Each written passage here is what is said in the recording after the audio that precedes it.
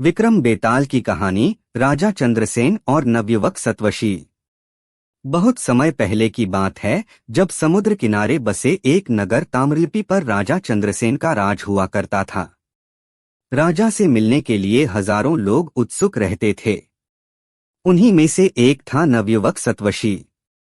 सत्वशील को काम की तलाश थी, इसलिए वो हर दिन राजा चंद्रसेन से मिलने के लिए उनके राजमहल पहुंच जाता। अफसोस, उसे हर बार दरबारी भगा देते थे। ऐसा होते होते बहुत समय गुजर गया, लेकिन लड़के ने हिम्मत नहीं हारी।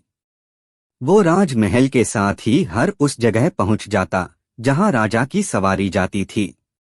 एक दिन राजा भ्रमण कर अपने सैनिकों के साथ महल की ओर लौट रहे थे। कड़ी धूप होने के कारण राजा को काफी तेज प्यास लगी। सैनिक इधर उधर पानी ढूंढने लगते हैं, लेकिन कोई भी कामयाब नहीं होता है। तभी राजा अपने मार्ग पर खड़े सत्वशील को देखते हैं। नवयुवक को देख राजा पूछते हैं, क्या तुम्हारे पास पानी है?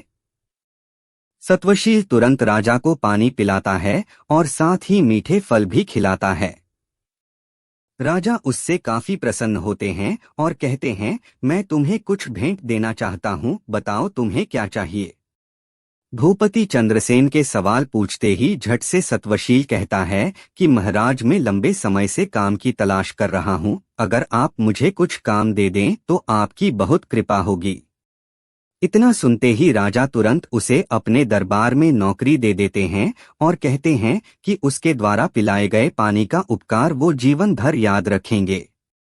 वक्त बीतता गया और अपनी प्रतिभा की वजह से नवयुवक राजा का बहुत करीबी बन गया। एक दिन भूपति चंद्रसेन सत्वशील से कहते हैं, हमारे नगर ताम्रलिप्ति में बेरोजगारी काफी बढ़ गई है, इसके लिए हमें कुछ करना चाहिए। इतना सुनते ही नवयुवक कहता है, आप हुक्म कीजिए महाराज। राजा कहते हैं, हमारे पास एक टापू है जो काफी हरा भरा है। अगर वहां कुछ खोज की जाए तो काम के कुछ अवसर मिल सकते हैं। इतना सुनते ही सत्वशील जी महाराज कहकर टापू के लिए रवाना हो गया। समुद्र के रास्ते टापू के पास पहुंचते ही सत्वशील को पानी में तैरता हुआ एक झंडा नजर आता है। झंडे को देखते ही वो हिम्मत जुटाकर पानी में कूदता है। पानी में कूदते ही नवयुवक सत्वशील टापू की राजकुमारी के पास पहुंच जाता है, जहां वो अपनी सहेलियों और सेविकाओं के साथ गाना गा रही होती हैं।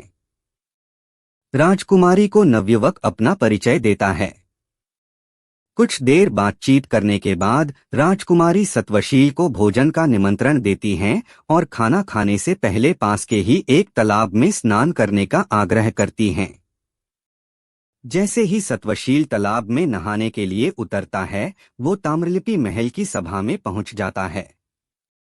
एकदम सभा में सत्वशील को देख राजा चंद्रसेन चकित हो जाते हैं। वह उससे पूछते हैं, अरे तुम यहाँ कैसे? सत्वशील राजा को पूरी घटना के बारे में बताता है। सारी बातें जानने के बाद राजा भी उस टापू में जाने का फैसला लेते हैं। वहां पहुंचकर भूपति चंद्रसेन उस टापू पर जीत हासिल कर लेते हैं। ऐसा होते ही राजा चंद्रसेन को राजकुमारी उस टापू का राजा घोषित कर देती है। राजा टापू को जीतने की खुशी में वहां की पूर्व राजकुमारी और सत्वशील की शादी करवा देते हैं। इस तरह राजा चंद्रसेन सत्वशील के पानी के उपकार को चुकाते हैं।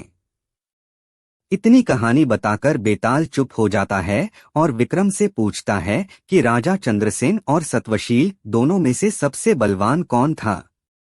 सवाल सुनते ही विक्रम बोल पड़ता है, सत्वशील ज्यादा शक्तिशाली था। बेताल पूछता है, कैसे?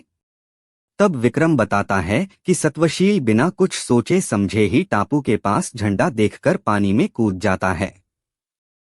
वहां कूदने पर उसे किसी भी तरह का खतरा हो सकता था, जबकि राजा को पता था कि वहां पानी में कोई खतरा नहीं है। सवाल का जवाब मिलते ही बेताल राजा विक्रम के कंधे से उड़कर वापस घने जंगल में किसी पेड़ पर जाकर बैठ जाता है। कहानी से सीख, हिम्मत कभी नहीं हारनी चाहिए और कर्म लगातार करते रहना चाहिए।